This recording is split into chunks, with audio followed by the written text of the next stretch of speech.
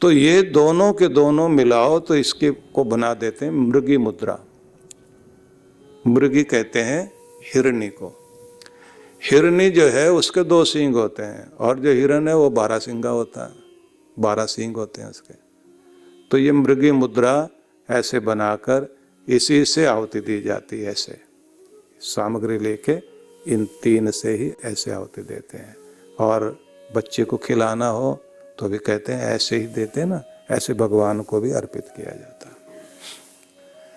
तो इसका प्रयोग करेंगे माला के लिए, इन 2 उंगलियां बीच वाली, और ऐसे चलाते जाइए, चलते फिरते उठते बैठते। और माला का अपना नियम है, माला ऐसे पकड़ के शुरू हो जाए नहीं। सबसे पहले तो माला लेकर उसका जो मोटा मन का है उस पर 2 बूंद पानी डालिए, उसे पवित्र कीजिए, और फिर उसे हाथ में लेके ऐसे पहले माथे से लगाइए, फिर दाईं आंख, फिर बाईं आंख, फिर गले से लगाइए, ऐसे यहाँ से टच कीजिए, और फिर दोनों हाथों में लेके ऐसे हृदय से लगा के अब फिर अपने दोनों उंगलियों के बीच में पकड़िए। उसे सम्मान दो और भाव क्या रखो कि माला तो सीढ़ी है मेरे प्रभु की ओर जाने के लिए, उसकी मंजिल की ओर जाने के लिए मैं तेरा प्रयोग करने लगा हूँ, मुझे ऊपर उठने के लिए मदद कर, सहयोग कर। फिर जपो, और फिर देखिए कि माला चलती चली जाए तो होना तो यह चाहिए कि आपका 10, 20, 25 मन के गिनते गिनते आप खो जाएं, और माला छूट जाए तो छूट जाए, आप खो जाओ। जाप करते करते करते करते भगवान का नाम लेते लेते ऐसे बोलते जा रहे हैं, और श्री राम हरि ओम हरि ओम हरि ओम, ओम ओम ओम ओम ओम। आपको होश ही ना रहे आप कहाँ बैठे, क्योंकि माला का काम है आपका ध्यान टिकवा देना। वहां इस झगड़े में मत पड़ना, पूरी नहीं हुई अभी तक। अब माला पूरी करने के चक्कर में पड़ जाओगे आप। मंजिल मिलनी चाहिए आपको कि आप पहुंच गए,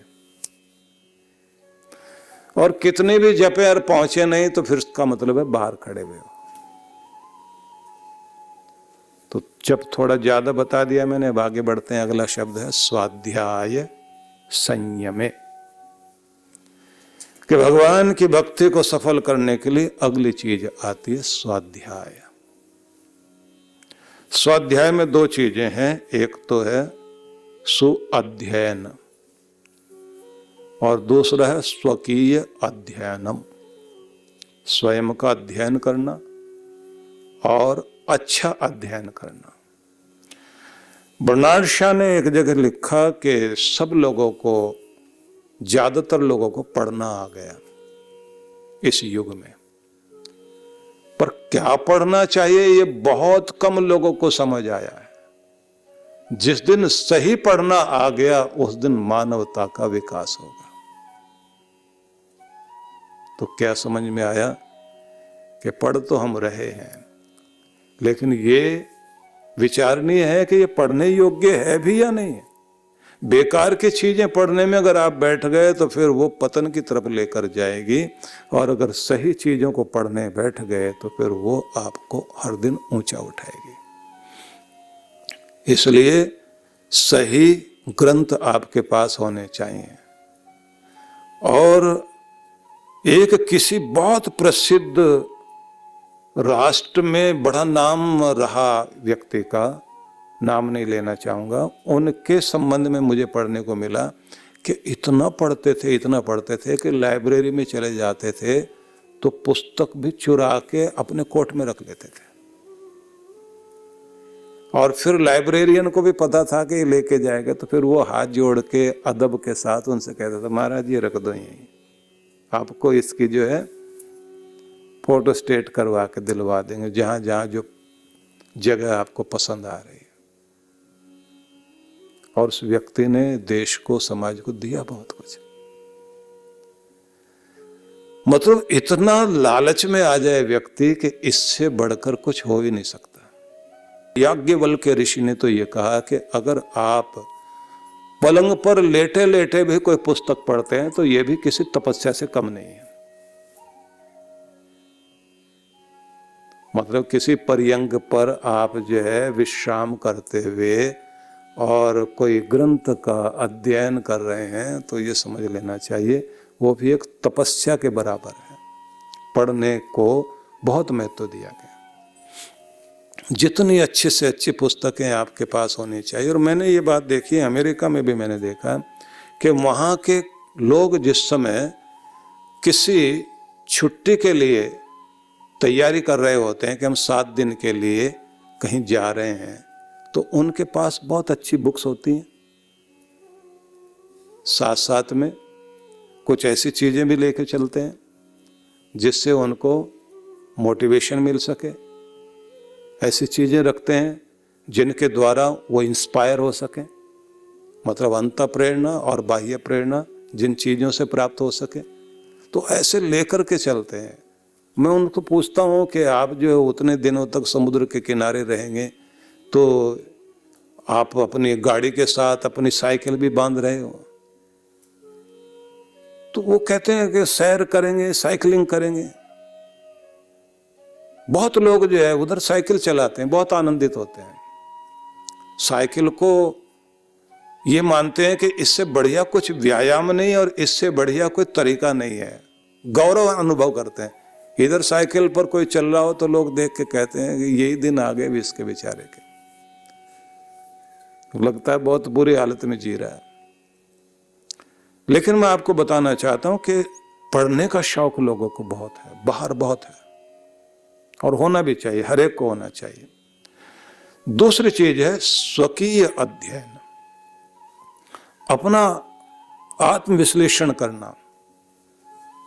किसी भी जीवन को जब ऊंचा उठाने की किसी के अंदर भी भावना उत्पन्न हो तो उसे एक तो अच्छे ग्रंथ को पढ़ने की भावना आनी चाहिए। दूसरी चीज आनी चाहिए कि वो आत्मचिंतन जरूर करे, आत्मविश्लेषण जरूर करे, अकेले बैठकर खुद के बारे में विचार करे। मैं कौन हूँ, मैं क्या हूँ, कहाँ से आया हूँ, कहाँ जा रहा हूँ, क्या मैंने किया, क्या मुझे करना है, मेरी आदतें कैसी हो गई, मेरा व्यवहार किस तरह का है, मैं कौन सी आदतों को बार बार दोहराता हूँ, मेरे सपने क्या थे और मैं कहाँ खड़ा रह गया, मेरे वक्त बिताने का तरीका क्या है, मुझे होना किस तरह से चाहिए, मैं बातचीत में कैसा हूँ, मैं अपने पहनने का, खाने का, उठने का, बैठने का कितना ध्यान रखता हूँ, मेरे अंदर कौन कौन सी ऐसी कमजोरियाँ हैं जो मेरे लिए बाधक बन जाती, मुझे आगे जाने ही नहीं देती, मुझे किस तरह से अपने आप को और व्यवस्थित करना है, मुझे कितने अनुशासन की आवश्यकता है, मुझे किन चीज़ों पर ज़्यादा ध्यान देने की ज़रूरत है, मैं कैसे अपने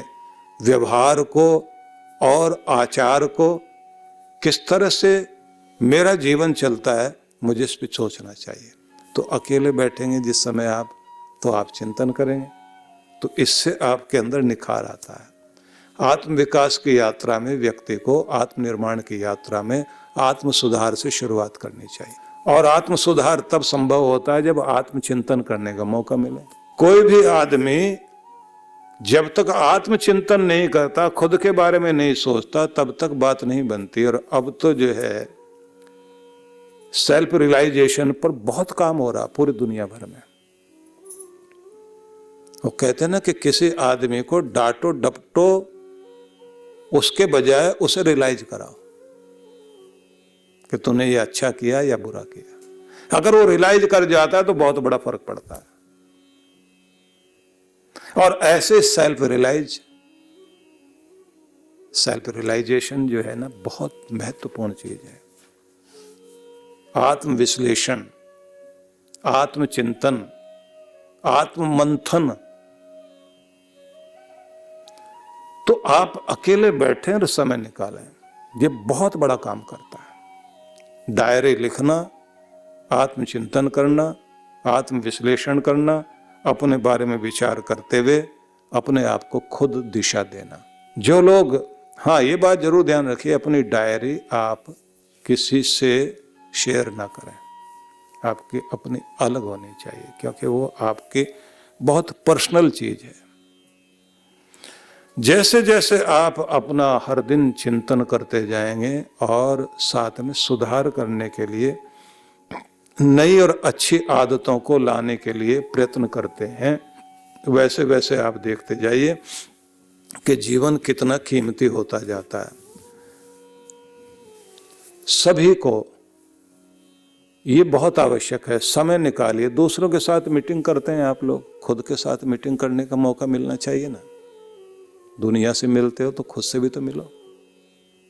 खुद से मिलने में बहुत मजा आता है। और फिर एक बात ध्यान रख लीजिए कि अच्छे ग्रंथ पढ़ने के साथ जब आप चिंतन मनन स्वयं अकेले बैठकर करते हैं, तो जैसे आपने कहीं एक वाक्य पढ़ा कि लोग सफल तो होना चाहते हैं लेकिन सफलता का मूल्य चुकाने को तैयार नहीं, तो सफलता मिलेगी नहीं। बिना कीमत चुकाए तो आदमी सफल हो ही नहीं सकता। और मूल्य चुकाने के लिए सफलता की तैयारी करनी होती है। अगर आप कीमती बनना चाहते हैं, जिंदगी में सफल होना चाहते हैं, तो सफलता की कीमत चुकाइए और सफलता के लिए तैयारी कीजिए। किसी सफल आदमी को देखने के बाद आपको ये समझ में आता है ये बड़ा किस्मत वाला है, सफल हो गया। लेकिन आपको ये नहीं पता लगता कि कितने समय तक उस व्यक्ति ने संघर्ष किया, कितने उतार चढ़ाव देखे, किन किन परिस्थितियों से निकलकर वहां तक पहुंचा। तो वो होती है तैयारी। तो ये वाक्य आपने पढ़ा, अब इसको मनन करना शुरू कीजिए। जैसे जैसे आप मनन करेंगे तो आपको दिखाई देगा कि एक एक विचार अपने आप में एक चिंगारी है और आपको बन जाना है ईंधन। और जैसे आप ईंधन बनेंगे, विचारों की वो चिंगारी आपके अंदर ज्योत जगा देगी। तब आप जगमगाते हुए एक इंसान दिखाई दोगे। इसलिए मैं आपको निवेदन करूंगा कि आत्मचिंतन बहुत बड़ी चीज है। इसको कहा गया ये भी स्वाध्याय है। और दो बातें और जो बहुत अच्छे से पकड़नी चाहिए। एक तो मैंने आपको बताया, लोग सफल होना चाहते हैं लेकिन सफलता की कीमत चुकाने को तैयार नहीं है और सफलता के लिए उसकी तैयारी नहीं करते। ठीक है ना। उसके बाद अगली बात एक और है कि पॉजिटिव थिंकिंग और पॉजिटिव एक्टिविटी एफर्ट, ये दोनों चीजें जब मिल जाती हैं तब आपकी जिंदगी में सफलताएं आती हैं। क्योंकि सफलता के लिए पॉजिटिव थिंकिंग भी जरूरी है और पॉजिटिव एफर्ट भी जरूरी है। जहां दोनों रहें, हालांकि ये विषय नहीं अभी हमारे लिए कि हम इस पर चिंतन करें। मैंने तो सिर्फ एक बात बताई कि आपने कहीं ये पढ़ा, पढ़ने के बाद आपने इस पर मनन करना शुरू किया तो आपको सफलता का सूत्र हाथ लग गया। और छोटी सी चीज आपकी जिंदगी में आ गई तो बस उसके बाद वही आपकी जिंदगी को कितना कीमती बना देगी। प्रश्न ये नहीं कि आप किस उम्र में हैं। करने वाला किसी भी उम्र में कुछ भी कर सकता है और कहीं से कहीं पहुंच सकता है। और न करने वाले आदमी को कितने भी सुख साधन सामने हो, वो कभी कुछ नहीं कर सकता।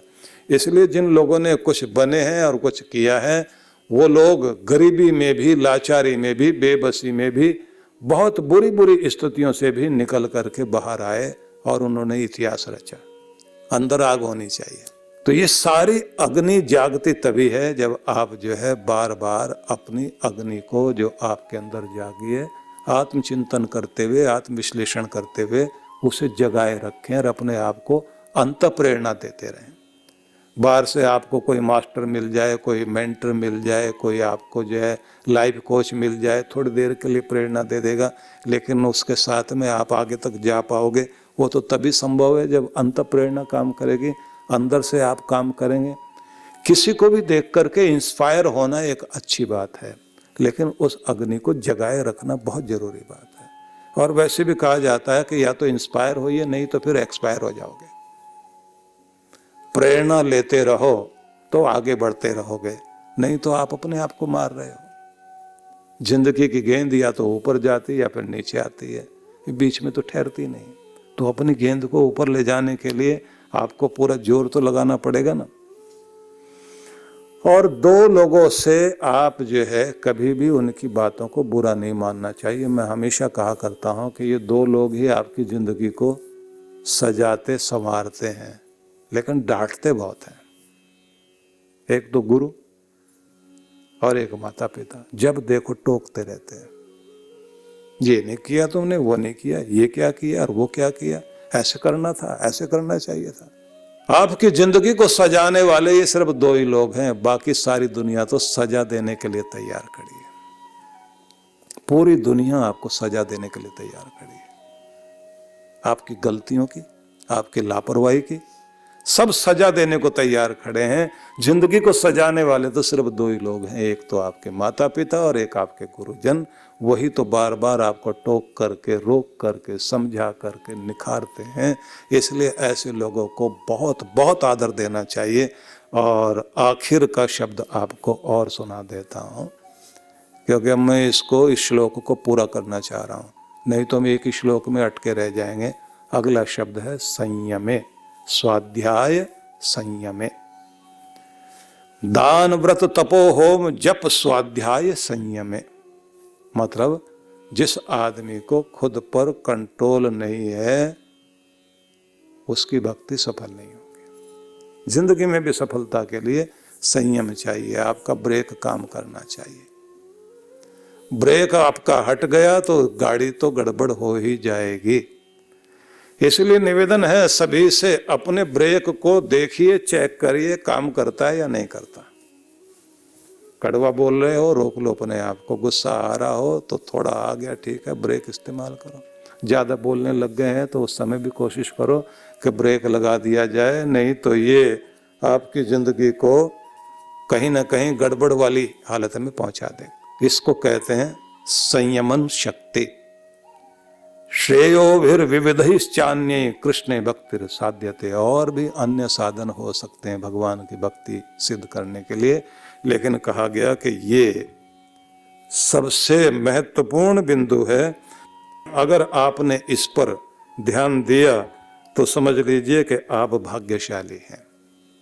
और आपने हर दिन थोड़ा थोड़ा अभ्यास करना है। लालच आ रहा हो, स्वाद लग रहा हो तो स्वाद में आकर ज्यादा पागल मत हो जाना, ब्रेक का इस्तेमाल करना।